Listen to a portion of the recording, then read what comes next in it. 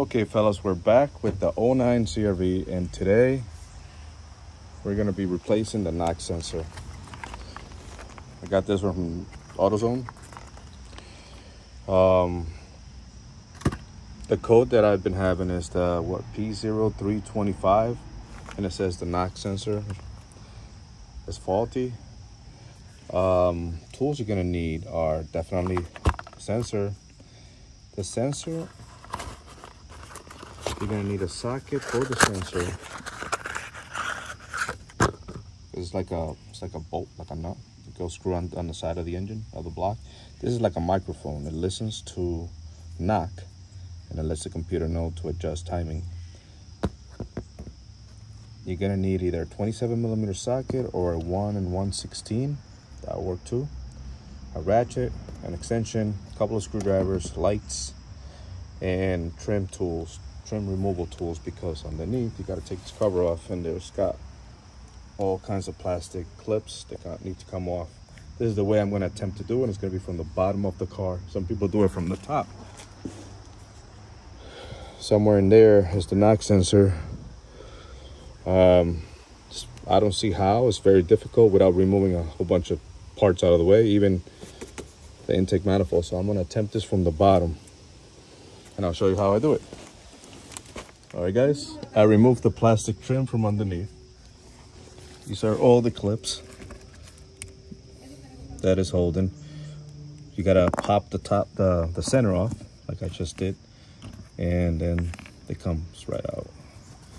So pop the center off with some kind of tools like these and like this, or you can use screwdrivers, but you gotta be very careful. Once you remove it, then you're able to move the cover off. You gotta take the ones from the side over here, and you gotta take the ones that are in line here. You don't have to remove the cover all the way. Right now I already have access to the sensor. There's the starter, and it's right behind the starter. It's right there. I don't know if you can see it, but it's right there. I'm pointing right at it. Starter, sensor. Gotta remove the plug and then have access to it and remove it with the ratchet and the socket. It's kind of tight, so hopefully this works for me.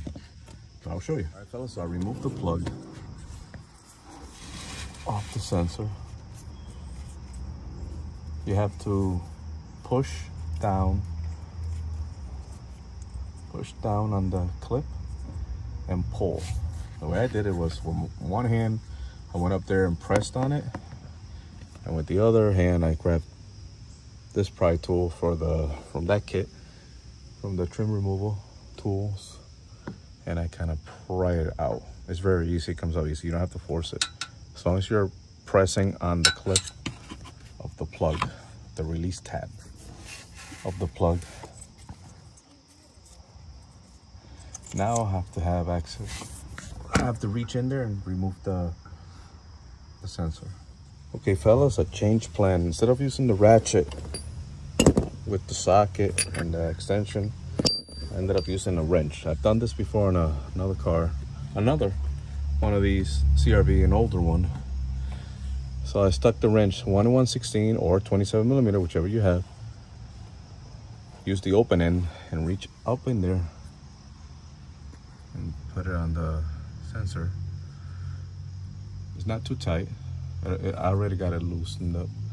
So just do this. Now it's loose. Now I'm gonna reach my hand in there, and I'm gonna try to just grab it by the sensor with the tip of my fingers and just take it off. It's that easy, fellas.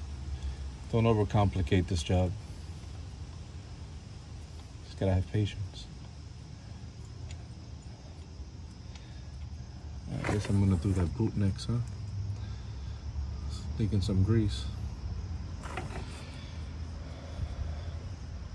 So, yep, just unscrew it with your fingers and it's out. Simple. I'm gonna put the other one in, and it's the reverse of what I just did, fellas. Oh, and another thing, if you guys didn't know, this is your transmission oil filter right in the front here. AC compressor, Anyway, let me put the new sensor in, and again, I'm gonna just reach in there with my hand, screw it in nice and easy, then use the wrench to make it tight, put the plug back in, and put everything back on. I'll show you when it's done. Okay, the new one is in. See if I can show you. There it is. Brand new one. It's in place. I put it in by hand, using my fingers only to get it started, turn it into as far as I could go, and then I use the wrench to snug it. Then I reach in there and put the plug in. You need a light so you can see where the plug is located, the direction of how it sits. And once it's in, it's all easy, so easy. You just gotta have a lot of patience and take breaks if your arm gets tired. Now I gotta put the cover, and then that's it, I'm done. Just like that, it's all put back together and running good. I raised the check engine light so that once we drive it around, it should come back on, so it should be good to go.